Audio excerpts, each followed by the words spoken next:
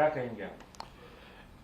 साबित होता है कि भारतीय जनता पार्टी कांग्रेस की कन्याकुमारी से, कश्मीर की यात्रा से डरी, सहमी, घबराई हुई है। तो अब उसमें कुछ नहीं समझ में आ रहा। कभी कंटेनर समझ में आता है। अब टी शर्ट 40,000 की है। मैं तो नहीं जानता क्या प्राइस है और कैसे ली गई है, क्या है, पर एक घटियापन, दिमाग का दिवालियापन तो साफ दिखता है कि अब वही रह गया है। कुछ दिन बाद देखेगा उनके जूते को, कहेंगे कि जूता इतने हजार का है। अरे उद्देश्य क्या है उस पर नहीं जाएंगे।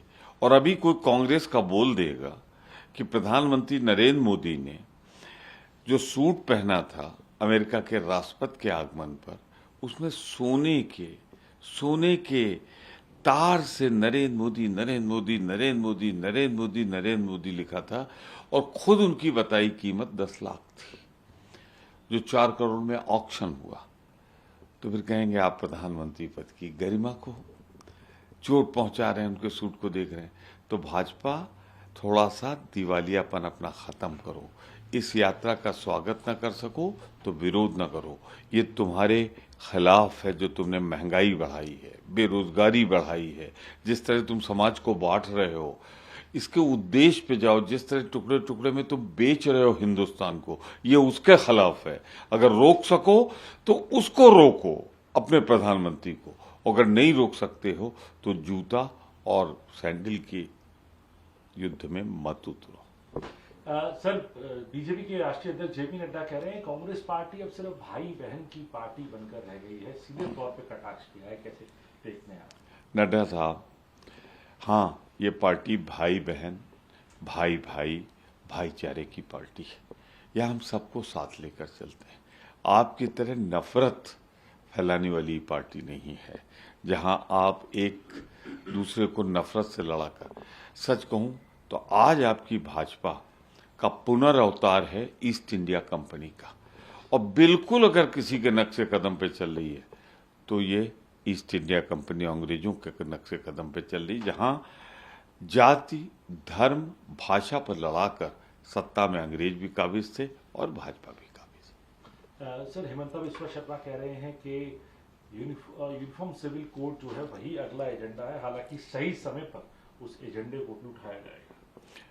देखिए, हेमंत बिस्वा जी अभी नए नए गए हैं। उनसे वो सारे काम कराए जाते हैं जो एडहाक लोगों से कराए जाते हैं।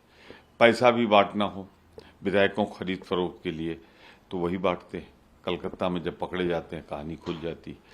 महाराष्ट्र से भी जब शिवसेना के बागी लोग जाते हैं तो उन्हीं कहा चलो करो, तो उनकी हालत वहाँ डेली वेजेस वाली है। नया मुल्ला ज़्यादा प्याज खाता है ना, तो वो कुछ न कुछ रोज बोलते हैं, अपनी नौकरी बचाते हैं। इससे ज़्यादा उस पर कोई बहुत ध्यान देने की ज़रूरत नहीं।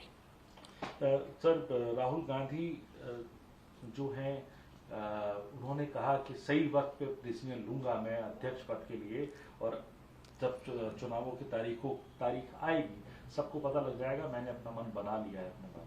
बहुत साफ बात, बहुत स्पष्ट बात। तारीखों की घोषणा हो गई, वर्किंग कमेटी में बैठ के हम लोगों ने फैसला कर दिया है। अब जिसको दावेदारी करना हो, जिसको अध्यक्ष का चुनाव लड़ना हो, वो लड़े, स्वागत है उसका। अब राहुल गांधी से यही सवाल बार बार पूछा जाएगा अगर, तो उन्होंने बहुत सही, सटीक और वो जवाब दिया है जो सबको संतुष्ट करने वाला है कि भाई हम सही समय पर सही जवाब देंगे। सर, आखिरी दो सवाल आपसे। पहला ये कि जो 5 सांसद हैं कांग्रेस के, वो अब ये कह रहे हैं कि इलेक्टोरल रोल जो है वो सामने लाया जाए। सेंट्रल इलेक्शन अथॉरिटी को चिट्ठी भी लिखी है उन्होंने। 45 साल से तो मैं भी देख रहा हूँ चुनाव। हमेशा जो मधुसूदन मिस्त्री जी जो चेयरमैन हैं, उन्होंने भी स्पष्ट कर दिया है कि जो उम्मीदवार पर्चा दाखिल करना चाहेगा उसे पूरी की पूरी सूची सौंप दी जाएगी वोटर लिस्ट की। अब जो दाखिल नहीं करना चाहता, जो उम्मीदवार नहीं है, वो अगर बोले, हम इन 5 सांसदों की वो लाइन भी पढ़ी है, उन्होंने लिखा है हमारा कोई सवालिया निशान उठाने का नहीं है, हम तो सिर्फ सूची की मांग कर रहे हैं। उन्होंने अपनी स्थिति स्पष्ट की। आखिरी सवाल आपसे। जस्टिस चंद्रचूड़ कह रहे हैं कि सुप्रीम कोर्ट को वो चाहते हैं कि तारीख पे तारीख वाला कोर्ट ना बनकर रह जाए, एक तरीके से इशारा उनका इसीलिए कि स्पीडी जो है वो ट्रायल हो और सारी चीजें जो है कानूनी कार्रवाई चले। उन्होंने फिल्म का एक डायलॉग है, उसको याद करते हुए दोहराते हुए कहा है, तारीख पे तारीख। सही बात है। लिटिगेशन में छोटा गरीब मध्यम आदमी का इसलिए नहीं आ सकता कि ये कहानी मजिस्ट्रेट के हाथ से शुरू होती है और सर्वोच्च न्यायालय तक जाती है। कितनी तारीखें पढ़ती हैं कि एक कहावत है रोमन, बहुत पुरानी, कानून के विद्यार्थियों को पढ़ाई जाती है, justice delayed is justice denied. यानी देर से किया गया हो निर्णय ऐसे ही है कि जैसे किसी को न्याय देने से इनकार किया गया हो। तो संभवतः उसी को वो धृत कर रहे थे।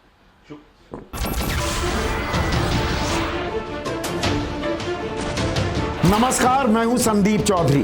अगर आपको ये वीडियो पसंद आया हो तो इसे लाइक और शेयर जरूर करें, और हाँ, हमें सब्सक्राइब और फॉलो करना ना भूलें ताकि आप देश और दुनिया की कोई खबर मिस ना करें। तो जुड़िए हमारे साथ और देखते रहिए News 24।